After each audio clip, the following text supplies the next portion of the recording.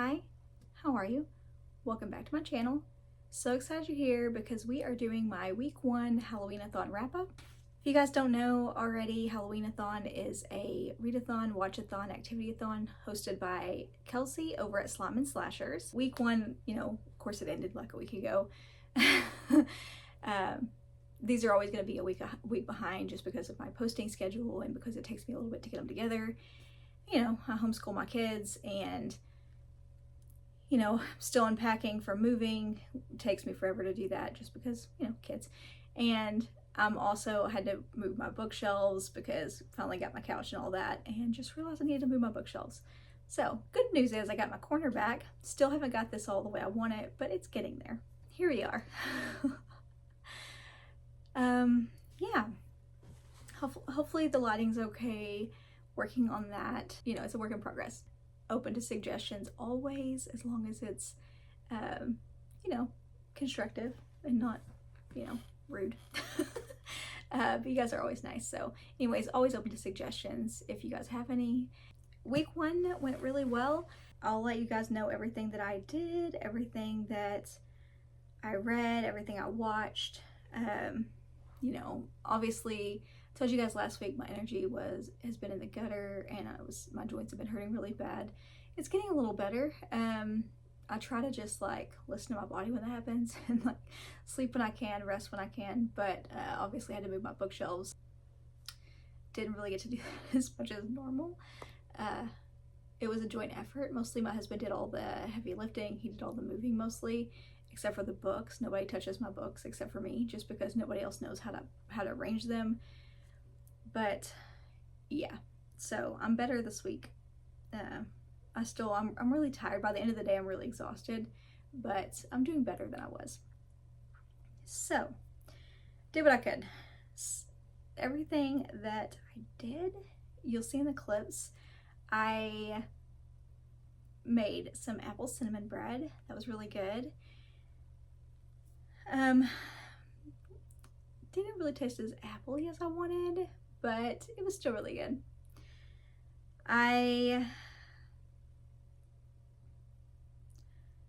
We had we watched some Halloween commercials. We watched some Halloween commercials on Discord. We had a watch party. That was really fun and nostalgic.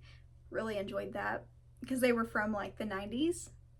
It was a lot of fun. I actually tried to get my kids to watch some of those and they just were like, huh. And they were so cool to me. I'm like, this is how cool commercials were when I was a kid. And my kids were like, huh. So whatever. So did that. That was really cool. It was really fun as a group. I did, I think, one reading sprint. That's about all I could do. Just as far as my schedule goes, I have a lot going on right now.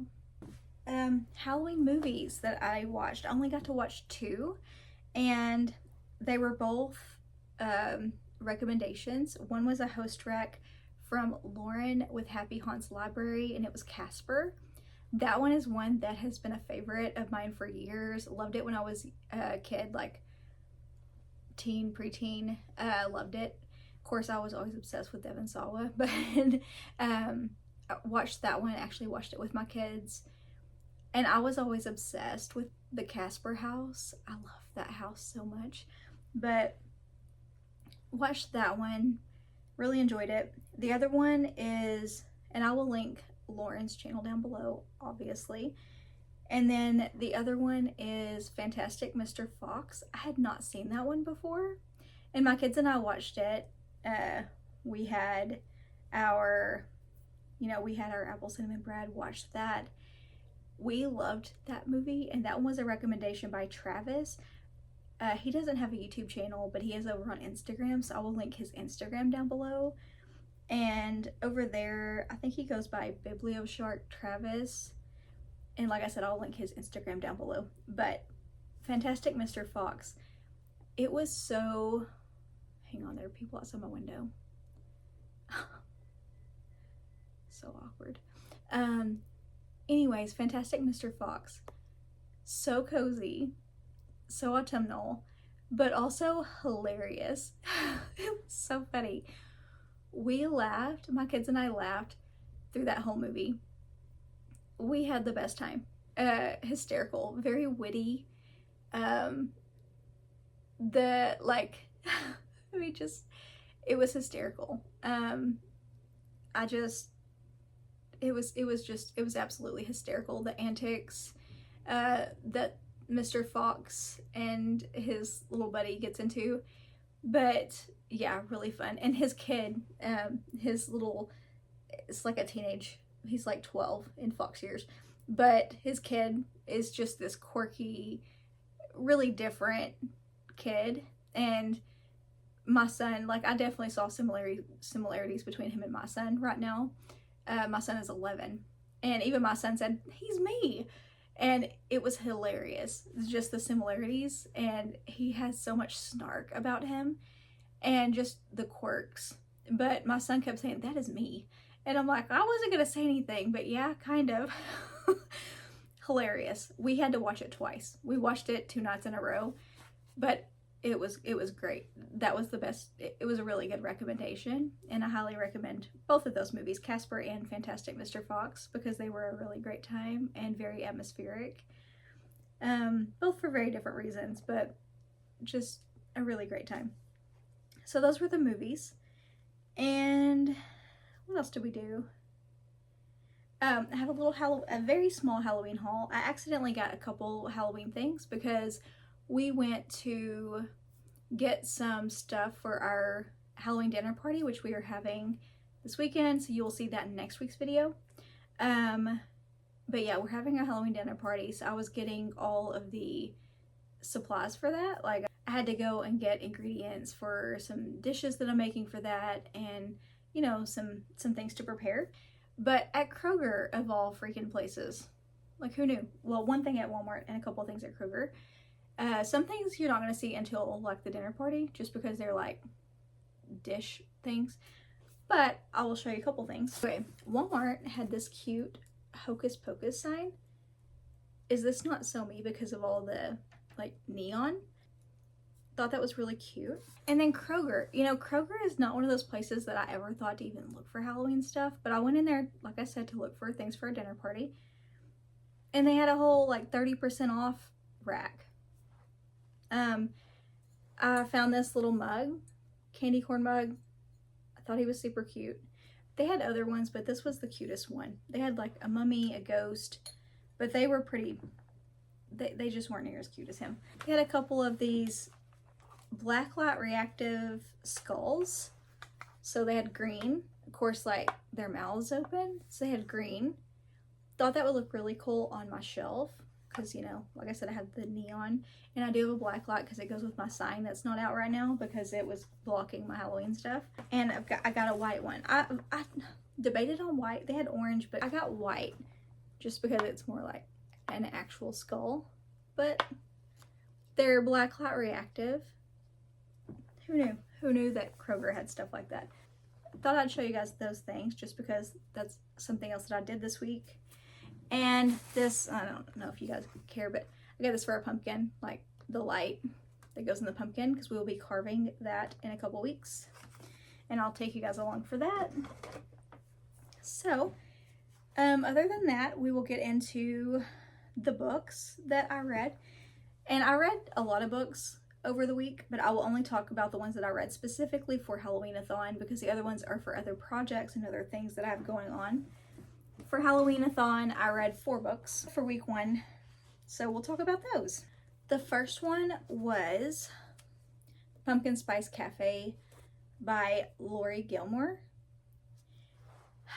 Guys, I was really disappointed with this one, and I'm really sad about it because I was so looking forward to it. It was said to have Gilmore Girls vibes, which yes, it did. As far as like the banter between the main character and this guy in flannel, and the town being quirky and the townspeople being quirky and all of that. So I would say yes, Gilmore Girls vibes, because it was autumnal and all of that. I agree with that. So very cute premise, very cute like plot. It had potential. yeah, but this was a 2-star for me, unfortunately. It didn't hit the way I really wanted it to. Maybe it was my expectation was too high. I don't know, but I really had high hopes for this one. I was very excited about it.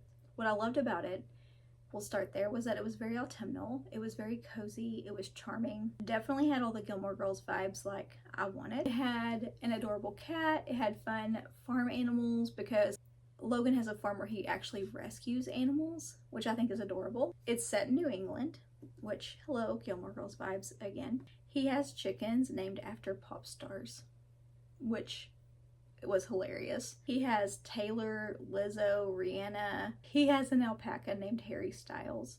So that was really cute and funny. So those were the good parts. What I didn't like about it was that the dialogue wasn't great. You know, I love good dialogue. Dialogue is very important, especially when the dialogue is a big selling point and a big part of the plot of the book. Dialogue is very important, and the dialogue wasn't great.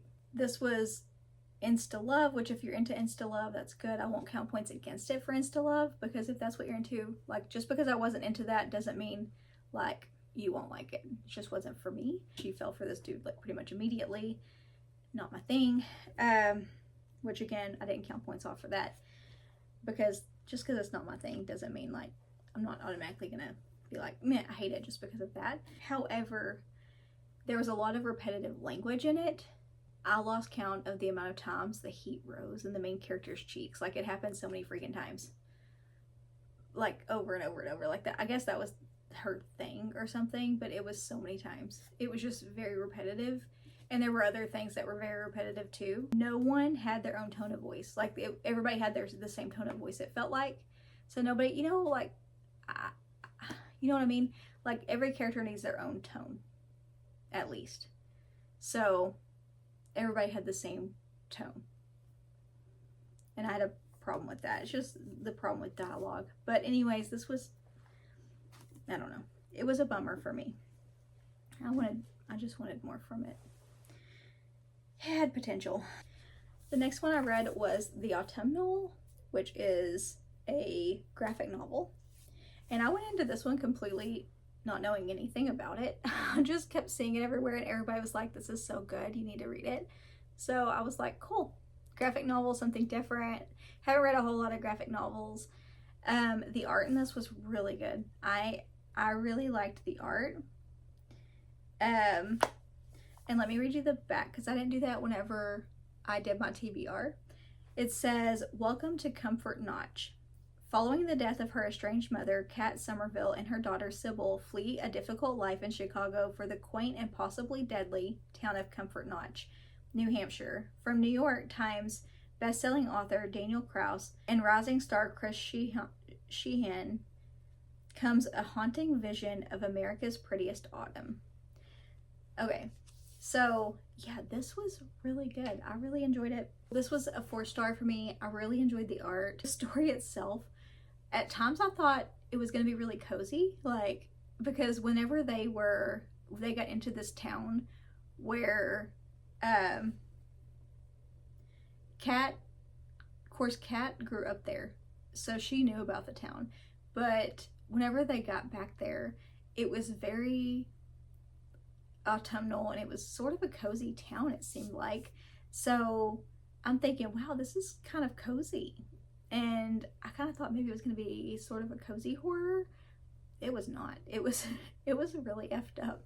This was a really messed up book, but I really enjoyed it, and it was really, really, really good. It was very dark, creepy, very haunting, and just brutal. It was brutal and chilling. But yeah, the art was really good. There was really wicked body horror in this as well, and I really enjoyed it. I had a really good time. It touches on addiction, and it touches on complicated mother-daughter relationships. This was really good. If you like graphic novels and you want something really creepy and with all the fall vibes, you may enjoy this one. The next one I read, this one was sent to me by the author, and that is The Witch's Cookbook. by Taylor Pensoneau. Hopefully I'm pronouncing that correctly. Apologize if I'm not. Let me read you the back of this one. For over 30 years, the Rip Van Winkle Bakery and its owner, Miss Hopper, a rumored witch, have been enchanting customers with spellbinding pastries while quietly protecting the town from creatures of legend. Her secret weapon is a cookbook created long ago by famed author Washington Irving. Now the cookbook has gone missing, the bakery has fallen on hard times, and darkness has begun to spread. Elise, who works at the bakery after school, has always doubted Miss Hopper's claims about the magical cookbook and the existence of mythical folk, but she fears for the future of the bakery and enlists her best friend Coop and her little brother Stephen to try and find the missing book. What Elise and the other children don't know is that there is a kernel of truth in every legend, and that sometimes ghosts really do haunt the night and trolls can linger under bridges. Thrust into the unknown on the eve of Halloween, they must face the biggest challenge of their young lives to save Miss Hopper's bakery, their town, and possibly even themselves. This was a lot of fun. It's a middle grade fantasy mystery and a little spooky, obviously. It's really cute. Set around Halloween. The entire town decorates for Halloween. So definitely has all the Halloween and all the fall vibes. It's actually set in the 80s. So it took me back to my 12-year-old self with the descriptions of the decorations and how the school was decorated. And I freaking loved that. I loved being brought right back there. And, you know, it definitely felt like I was there. And there was even a haunted basement at the school, which ironically, the school that I went to whenever I was in elementary school had a haunted basement, supposedly, under the gym. And ironically, this school has a haunted basement. So it definitely took me back to my 12-year-old self, which was really cool. All the main characters were really lovable. I loved following along with the kids' adventures, and I especially loved Miss Hopper, who was the bakery owner, and all her quirks and eccentricities. She was a lot of fun. I loved how the Legend of Sleepy Hollow and Dungeons and Dragons was incorporated into the story. I thought that was really clever and a really cool touch. It was just really well done and full of surprises. But yeah, I would recommend this to anyone who loves middle grade and wants something spooky that isn't overly scary. I really enjoyed it and gave it 4 stars. The last one I read was Moonlit Massacre by James Cooper. This one was also sent to me by the author in digital form, and I will put a picture of it right here. I'm actually definitely going to buy a physical copy of this one because I loved it.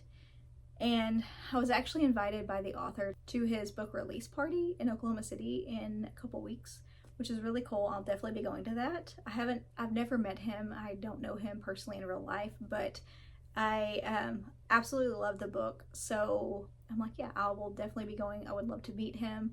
I would love to get a physical copy and have him sign it because, yeah, I really enjoyed it. Let me read you the synopsis real quick. In the summer of 1978, 6 employees of a sirloin stockade buffet restaurant found themselves forced into a walk-in freezer during a robbery, then executed, leaving no witnesses. The shocking events and resulting 9-month nationwide manhunt left a deep scar in the psyche of Oklahoma City residents and served as inspiration for a new novel coming this October by English professor and Oklahoma City City Councilor James Cooper. Moonlit Massacre, Cooper's debut novel, draws inspiration from one of Oklahoma's most notorious crimes as well as other unsolved murders in the same time frame to knit together a story of community gripped together by fear. Rather than focus on the assailants, Cooper explores a young city rocked by tragedy. It's obviously based on true events. It was very unique in that it's not the typical historical fiction, it's not the typical true crime, and it's not the typical slasher. It's somewhere in between. It was very uniquely done. It's set in the 70s in Oklahoma. And like I said, it's based on true events, but instead of focusing on the assailants, the author chose to focus on the setting and the victims instead of the assailants. It was a really unique setup, and I really appreciated that. It's unlike anything that I've ever read, and yeah, I really enjoyed it. He did a really great job of setting the scene and laying everything out, and it felt like I was there. I actually grew up in Oklahoma. I was born in Oklahoma. I grew up in Oklahoma until I was a freshman in high school, and I actually went back to college in Oklahoma at OU, and OU was actually mentioned in this, and Oklahoma City was mentioned in this, obviously, and I have lived in Oklahoma City, I've lived in Midwest City, I've lived in Norman, obviously I went to school at OU, and I've lived in a lot of the other places that were mentioned in the book. So yeah, it was really cool reading places that were mentioned that I've actually been to, and having grown up in Oklahoma, I can actually confirm that it definitely portrays life in the South. It definitely was a very good depiction of life in the South and growing up in the South. He definitely did a really good job painting that picture. I mean, excellent. There were, like I said, it was based in the 70s, and there were a lot of music and movie references throughout the book that I really enjoyed seeing, and there were a lot of literary references as well that I thought were very clever. And because he's actually I believe he's a literary professor, but yeah, I thought that was really clever. There's commentary on racism, religion, alcoholism, homophobia. Those are all very strong themes in this book as well, and especially those growing up in the South and smaller towns, and